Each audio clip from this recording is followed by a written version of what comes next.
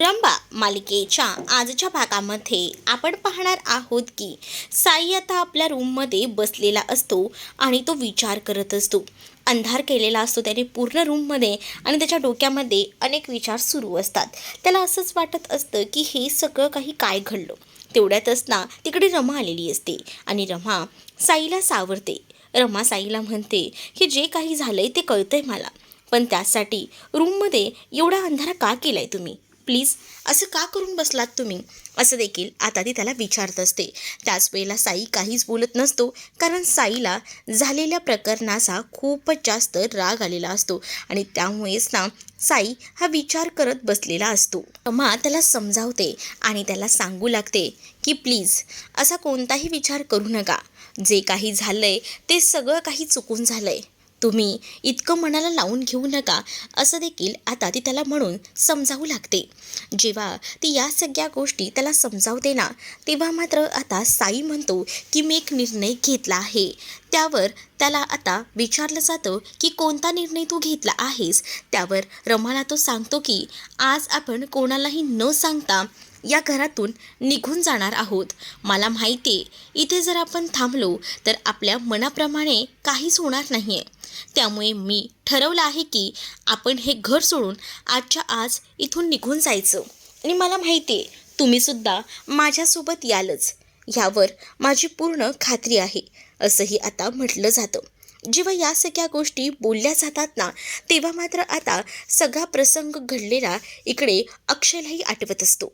अक्षय विचार करत असतो. त्याच वेळेला शशिकांत आणि इकडे आजी हे सुद्धा आता अक्षयसोबत बोलायचा प्रयत्न करत असतात. साई या सगळ्यानंतर कसा रिॲक्ट झाला होता याबद्दल डिस्कशन त्यांचं होत असतं. अक्षय म्हणतो त्याचं चिडणं हे स्वाभाविकच आहे, तो चिडूच शकतो, कारण तेवढा त्यालाचा अधिकार आहे, कारण जे काही झालं ते आपणही पाहिलंच की, त्यामुळे त्याची चिडचिड झाली हेही आपण समजूच शकतो, असंही आता अक्षय म्हणत असतो. पण आता तो साई पुढे काय निर्णय घेतोय ना खरंच कळत नाहीये. मग अक्षय जेव्हा हे सगळं बोलतो तेव्हा रमाचं काय, म्हणजे रमाने निर्णय बदलायला पाहिजे होता, पण रमा अजूनही निर्णय बदलत नाहीये. त्यामुळे आई आजीसुद्धा शॉक झालेले असतात. ज्या आई आजींना कधीही ही रमा सून म्हणून नको होती, त्याच आई आजींना आता ही रमा सून म्हणून हवी असते आणि त्याचमुळे त्या आता रमासाठीच या साईसोबत सुद्धा वाकडं घेत असतात. आता अक्षय म्हणतो की नाही, माझा विचार पक्का झालेला आहे, मला त्या साईशी जाऊन बोलायला हवं. मला कळतंय त्याला ह्या सगळ्याचा त्रास झाला असेल, मी त्याला सॉरी बोलतो, असंही आता ठरलेलं असतं आणि त्याचसाठी तो सॉरी बोलायला म्हणून निघून जातो. दुसरीकडे रूममध्ये रमा त्याचसोबत साई आणि संध्या असतात. तर रमाला साई म्हणत असतो की माझा विचार तुम्हाला पटो अगर न पटो, पण आपण हे घर सोडून जाणार आहोत. हा विचार माझा डन झालेला आहे. मी आता बिलकुलही इथे थांबणार नाही, हे फिक्स आहे, असंही आता तो डायरेक्टली सांगून टाकतो. जेव्हा आता या सगळ्या गोष्टी तो सांगतो तेव्हा रमाला हे पटत नसतं.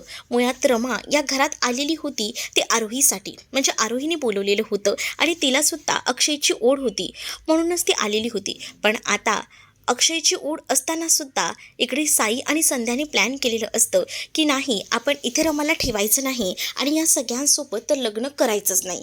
उद्याचा जरी लग्नाचा मुहूर्त असला तरीसुद्धा आपण हे लग्न ना आपल्या मर्जीनेच करायचं आणि या सगळ्यांपासून लांब निघून जायचं, हे तर एकदम फिक्स झालेलं असतं. संध्याही सांगत असते की तुला काय वेळ लागलाय का? तू जे काही बोलतेस ते तुला तरी पटतंय का? का न पटण्याप्रमाणे वागतेस? मी आरोहीसाठी आली आहे हे काही कारण झालं का? उगाचे ना काही पण कारणं देऊ नकोस.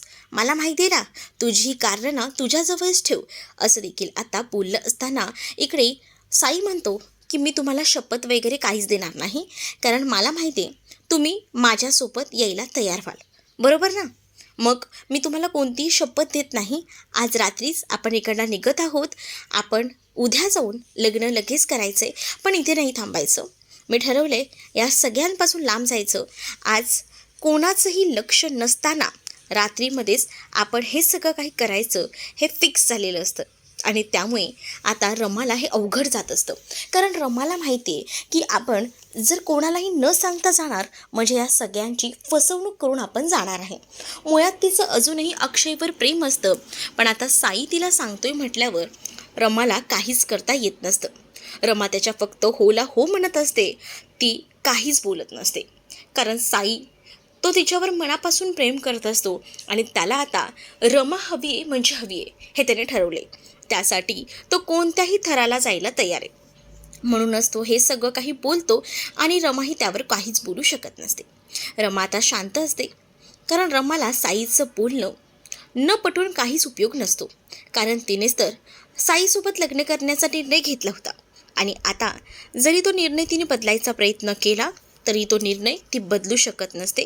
तेवढ्यातच अक्षय तिथे आलेला असतो. यांचा डिस्कशन सुरू असताना पण अक्षयने आता ही लोक रात्री निघून वगैरे जाणार आहेत हे बोलणं काही ऐकलेलं नसतं.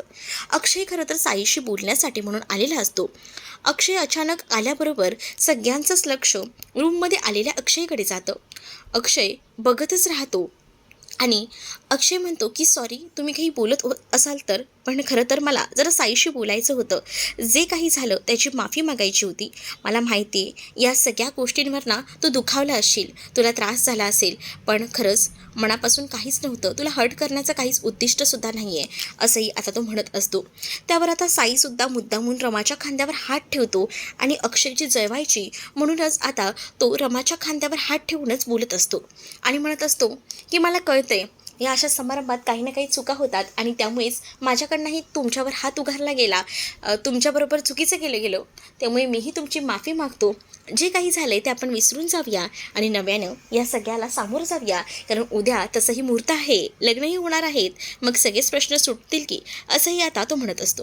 जेव्हा हे सगळं साई म्हणतो तेव्हा इकडे अक्षय काहीच बोलू शकत नसतो. कारण अक्षय समोर जे दृश्य बघत असतो ना, त्यामुळे त्याला मनातून खूप जास्त वाईट वाटत असतं. कारण साईने रमाच्या खांद्यावर हात ठेवलेला असतो आणि पार जसं काही त्याचा पूर्णपणे रमावर हक्क आहे असं तो दाखवत असतो. आणि त्यातच रमा आता काम आहे म्हणून तिकडनं निघून जाते. मग अक्षयही साईला सॉरी वगैरे बोलतो आणि संध्या मावशी प्लीज हा रागवू नकोस असं देखील आता म्हणू लागतो. आणि चला सगळेजण खाली बसून बोलूया असं त्यांचं सुरू असतं. दुसरीकडे आता संध्या ही इरावतीसोबत प्लॅनिंग करत असते. इरावती आता संध्याला म्हणत असते की काय प्लॅनिंग केले यार, जबरदस्त. म्हणजे कोणालाही न सांगता रात्रीचं निघून जायचं ना, हे एकदम बेस्ट प्लॅन आहे असंही आता म्हटलं जातं. जेव्हा हे सगळं प्लॅनिंग सांगितलं जातं तेव्हा इरावती खूप जास्त खुश असते संध्यावर. पण आता आम्ही इकडनं निघून जाऊ, पण तो आपला साई म्हणतो बघ, ह्यांचं ना वेगळंच कनेक्शन आहे. म्हणजे कसं, हे दोघंही जण ना रमा आणि अक्षय ह्यांना काही झालं तरी कळतं. म्हणजे समजा आम्ही जर रात्री निघायचा विचार केला, मग त्या अक्षयला डाऊट आला आणि जर तो अक्षय तिथपर्यंत येऊन पोचला तर, म्हणून जरा ना मनाची नुसती अशी घालमेल होते, कळत नाही काय करावं ते. म्हणूनच जरा मी विचार करते थोडं की या सगळ्यात मागे हटायचं का, म्हणून मी थोडी शांत आहे. पण इकडे काही झालं ना तरी तू जो काही निर्णय घेतला आहेस ना तो परफेक्ट आहे असं इरावती संध्याला सांगते. आणि तू आता ठरवलेस ना तुला सून हवी की नाही, आणि मला मुकादमाचा सूड हवा आहे, आणि त्याचसाठी मी कोणत्याही तऱ्हेला जायला तयार आहे. मग तूही तोच विचार कर आणि तू जे ठरवलं आहे ते परफेक्ट तसंच कर असंही आता सांगितलं जातं. जेव्हा या सगळ्या गोष्टी सांगितल्या जातात तेव्हा मात्र आता खूप जास्त विचारणा इथे असणारी ही संध्या करत असते. मग संध्याला इरावती सांगते की बघ, मी जो काही निर्णय सांगते तो एकदम बरोबर सांगते. कारण जर घाईघाईने कोणताही विचार जर केलास तर तो तुला नुकसान देणार असू शकतो. आणि त्याचसाठी मी तुला सांगते, कोणताही विचार करताना जरा सांभाळून सावकाश कर. समोर तुला जे दृश्य दिसते तेच तुला करायचं आहे. आणि त्यानंतर एका डबीतल्या गोळ्या ती दाखवू लागते. या गोळ्या द्यायच्या म्हणजे कसं तुम्हाला गुपचूपपणे घराच्या बाहेर पडता येईल. मग संध्याला ह्या सगळ्या गोष्टी पटत नसतात. म्हणूनच संध्या आता म्हणत असते की हे सगळं काही चुकीचं आहे, मला ह्या गोष्टी जमणार नाही. परंतु इरावती तिला समजावते आणि म्हणते की नाही, जर काहीतरी चांगलं करायचं असेल तर हे सगळं करायला काहीच हरकत नाही आहे असं देखील ती आता म्हणू लागते. मग जेव्हा या गोळ्या वगैरे ती देते तेव्हा मात्र संध्या नाहीच म्हणत असते. मग तुला कोण काय सांगते करायला, हे तर मीच करणार आहे. म्हणजे आज सगळ्यांना जेवणानंतर बासुंदी देणार आहे आणि या बासुंदीमध्ये या गुंगीची औषधं मिक्स करणार आहे. मग बघ काय होतं ते, असंही आता म्हटलं जातं. आणि जेव्हा या सगळ्या गोष्टी बोलल्या जातात तेव्हा मात्र संध्या नको नको म्हणत असते. पण इरावती म्हणते की तुला कोणी सांगितली बासुंदी, तुला बासुंदी पिऊ नकोस, तू आणि तुझा मुलगा शांत बस. पण मला जे हवंय ना ते मिळवण्यासाठी मी काही देखील करायला तयार आहे, असंही आता म्हटलं जातं. मग त्याच वेळेला संध्या शांत असते. संध्याला पटत असतं, कारण हेच आपल्याला जे काही करायचं आहे त्यासाठी इतका चुकीचा मार्ग का अवलंबायचा, असा विचार ना आता सुरू असतो. म्हणूनच ती नाही म्हणत असते. पण इरावती तिचं काहीच ऐकत नाही. इरावती म्हणते की शांत शांत, मी जे काही करते त्याला परमात्मा म्हणतात आणि परमात्माला थँक्यू बोलायचं असतं. थँक्यू. मग आता 3 वेळा ती तिच्याकडनं थँक्यू बोलून घेते. म्हणजे इरावती संध्याला 3 वेळा थँक्यू बोलायला सांगते. म्हणजे तिला काय वाटतं की ती जर थँक्यू बोलली तर हिचा डोक्यावरचा प्रेशर थोडा कमी होईल, म्हणूनच ती सगळं करत असते. मग आता पुढे आपल्याला पाहायला मिळतं इरावतीने ठरवलेलं असतं की या मुकादमांना उद्ध्वस्त करायचं आणि त्याचसाठी या गोळ्या सगळ्या मुकादमांना खाऊ घालायच्या. म्हणजे आज रात्री जर ही लोक गुंगीचं औषध घेऊन झोपली तर त्या लोकांना कळणारच नाही ना की घरात कोण आहे काय नाही. ह्यांना पळून जायला चांगलीच संधी मिळेल. आता घरातच सगळीजण एकत्र बसलेली असतात आणि मग काय या सगळ्यांचं छान असं बॉन्डिंग जमलेलं असतं आणि त्यातच आता सगळीजणं बासुंदी खाणार असतात. बासुंदी सगळ्यांना द्यायचं काम आता आजी करणार असते. पण तेवढ्यातच रमा म्हणते की थांबा ना आई, मी देते. आणि मग आजीकडनं बासुंदीचे बाऊल इथे रमा घेते आणि रमा एक एक करून सगळ्यांना बासुंदी देत असते. ताराने तर एक नाही 2-2 बाऊल घेतले. रमा आरोहीला त्यासोबत ती इतर सगळ्यांना सुद्धा बासुंदी देत असते. सगळेजण थोडं थोडे का होईना बासुंदी पित असतात. पण इकडे जेव्हा रमा तीच बासुंदी संध्याला द्यायला जाते तेव्हा संध्या बासुंदी नको म्हणते. म्हणजे कसं गोड वगैरे नाही खात ना मी, आता जेवण झालंय बस झालं. बाकी सगळ्यांना गोड म्हटलं जेवणानंतर तर आनंद होतो, म्हणून सगळीजणं बासुंदी छान अशी घेतात. आणि सगळीजणं बासुंदी थोडी थोडी घेतल्यानंतर इथे शशिकांतही बसलेले असतात. शशिकांत छान गप्पा मारत असतात.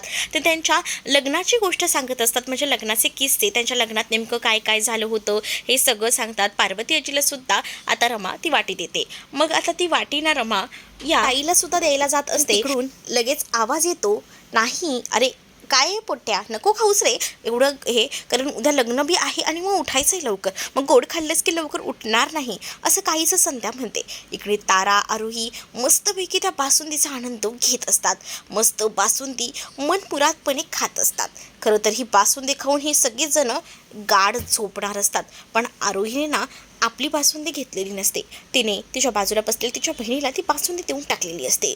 मग इकडे अक्षयलाही रमा ती बासुंदी द्यायला जात असते. रमा अक्षयकडे बाऊल घेऊन जाते. पण आता रमाला वाईट वाटत असतं, कारण आज तिचा ह्या घरातला शेवटचा दिवस असतो. पुन्हा ह्या सगळ्यांना कधी भेटता येईल, कसं भेटता येईल याचं काहीच कळत नसतं. कारण आज तिला साईसोबत पळून जायचं असतं तिच्या मनात नसतानासुद्धा. म्हणूनच ती आता साईकडे एकदा आणि एकदा अक्षयकडे बघत असते. पण रमाचा नाईलाज होतो. स्वराही बसलेली असते अक्षयच्या बाजूला, तिलाही ती बासुंदी देते. आणि त्याच्याच बाजूला आता अक्षयही असतो. अक्षयला जेव्हा ती बासुंदी द्यायला जाते तेव्हा मुद्दामून ती एक चमचा खाली पाडते.